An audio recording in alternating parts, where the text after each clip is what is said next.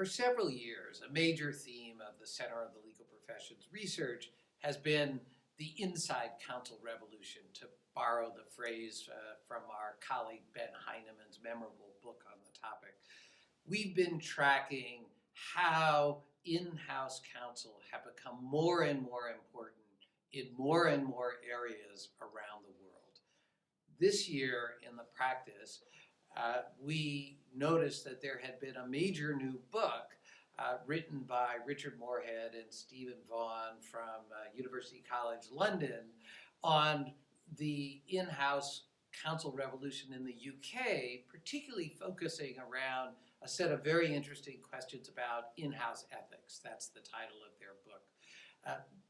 We looked at their research in the practice as a way really of thinking about what makes these roles so challenging but also so important, which is that they are located right at the confluence of law and business.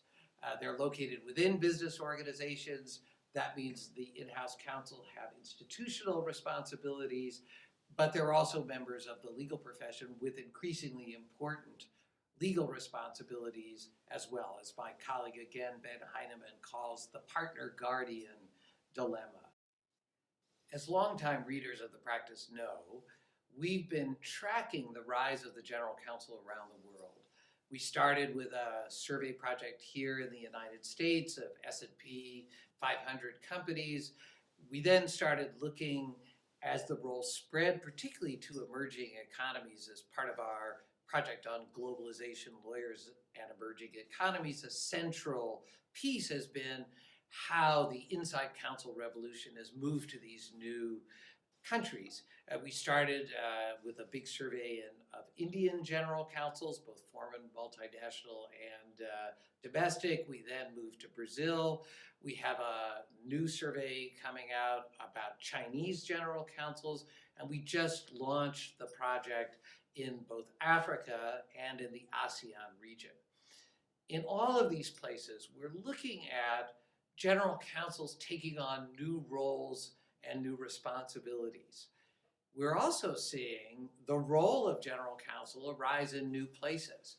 So probably 15 years ago, I wrote an article about the emergence of law firm general counsels, which was kind of a new phenomenon then. In our current issue of the practice, we talk a lot about how that role has become institutionalized and how important it is to law firms. We're also seeing the rise of general counsels in government and in public institutions and public-private institutions. So Ben Heinemann and I, in our course on general counsels, we invite in general counsels, for example, general counsel of the Defense Department or the State Department or the White House general counsel. In our issue in the practice, we interviewed the general counsel of the Bank of England, talking about the general counsel in that unique role. Finally, we're seeing general counsels being elevated to even more responsibility and importance inside organizations, particularly in the corporate world. We've seen several general counsels take on new titles like Chief Legal Officer and President. Brad Smith, for example, in Microsoft.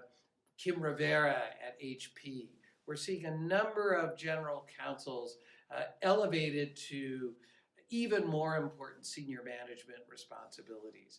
This is a phenomenon that we're going to be watching in the practice and seeing whether, like other aspects of the role of the general counsel, it spreads to other countries around the world.